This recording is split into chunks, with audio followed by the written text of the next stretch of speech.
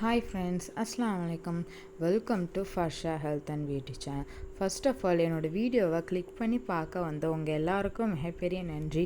ஏன்னா உங்களோட ப்ரிஷியஸான டைம் ஆகிறதுக்கு என்னோட வீடியோ பார்க்கறதுக்காக. நாம் இன்றைக்கி என்ன வீடியோ முள்ளங்கி நீர் காய்கறின்றனால இதில் நிறைய விட்டமின்ஸ் அண்ட் மினரல்ஸ் தான் இருக்குது.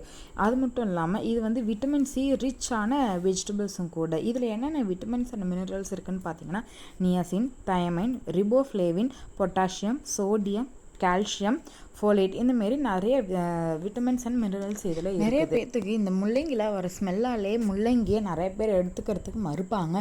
நான் சொல்கிற மாதிரி இப்போ முள்ளங்கி சட்னி செஞ்சிங்கன்னா கொஞ்சம் கூட ஸ்மெல்ஸ் வராதுங்க.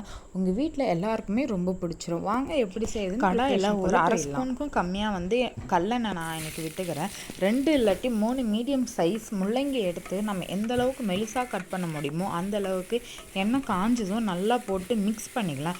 இதில் லைட்டாக மட்டும் நீங்கள் சால்ட் இப்போ போட்டுக்கோங்க. நான் ஆக்சுவலாக வீடியோவில் கவர் பண்ணுறதுக்கு மறந்துட்டேன், சாரி. இது இந்த மாதிரி கலர் சேஞ்ச் ஆகிற வரைக்கும் நம்ம வதக்கினாலே போதுங்க. நம்ம மெலிசாக கட் பண்ணிக்கிட்டோம்னா முள்ளங்கி நமக்கு ஈஸியாக வெந்து வந்துடும். இப்போ இது நல்லா வதங்கினங்காட்டி ஒரு பிளேட்டில் நம்ம கொட்டி இது பண்ணிக்கலாம். அதே கடாயில் இன்னும் ஒரு அரை ஸ்பூன் அளவுக்கு நான் எண்ணெய் ஊற்றி மல்லி அரை ஸ்பூன், கடலைப்பருப்பு அரை ஸ்பூன் போட்டு லைட்டாக வறுத்து விட்டுக்கிறேன். இது லைட்டாக வறுத்து முடித்ததுமே ஒரு 5லேருந்து 6 பல் அளவுக்கு நான் பூண்டு எடுத்து வச்சுருக்கேன். பூண்டையும் போட்டு நல்லா மீடியம் சைஸ் வெங்காயத்தை நான் இந்தமாரி நீளமாக கட் பண்ணி வச்சுக்கிறேன். அதையும் போட்டு நல்லா வதக்கி எடுத்துக்கலாம்.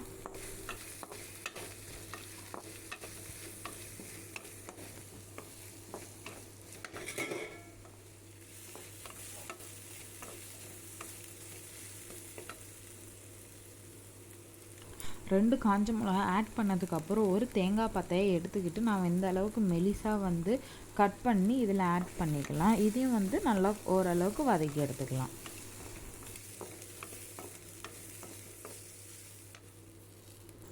ரெண்டு வெங்காயத்துக்கு ஒரே ஒரு தக்காளி ஆட் பண்ண மட்டும் போதும். தக்காளி நல்லா சாஃப்டாக வதங்கி வர அளவுக்கு வதக்கிக்கலாம்.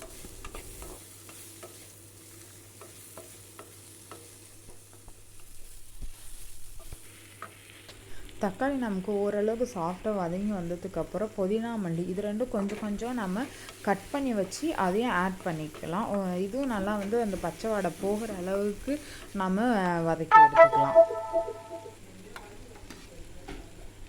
இப்போது நம்ம வதக்கி தனியாக வச்சுருந்தோம் இல்லையா முள்ளங்கி, அதையும் இது கூட சேர்த்து நல்லா கிண்டி விட்டுக்கலாம்.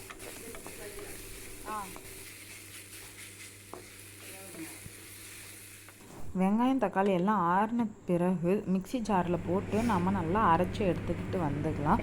கொஞ்சமாக தண்ணி ஊற்றி நமக்கு நல்லா அதே வானலில் அரை ஸ்பூன் அளவுக்கு எண்ணெய் ஊற்றி கடுகு, கருவேப்பிலை, உளுந்து இதெல்லாம் போட்டு தாளிச்சதுக்கப்புறம் அரைச்சி வச்சிருந்த சட்னியில் கொட்டிட்டோம்னா அவ்வளோதான் நமக்கு கொஞ்சம் கூட ஸ்மெல்லே வராத முள்ளங்கி சட்னி ரெடி ஆகிடுச்சு. உங்களோட ஃபீட்பேக்கை ஷேர் பண்ணுங்கள். இந்த மாதிரி ஹெல்த்தியான ரெசிபிஸ் உங்களுக்கு பிடிக்குன்னா மறக்காமல் ஃபர்ஷா ஹெல்த் அண்ட் பியூட்டி சேனலை லைக் பண்ணுங்கள், ஷேர் பண்ணுங்கள், சப்ஸ்கிரைப் பண்ணிக்கோங்க. தேங்க்ஸ் ஃபார் வாட்சிங்.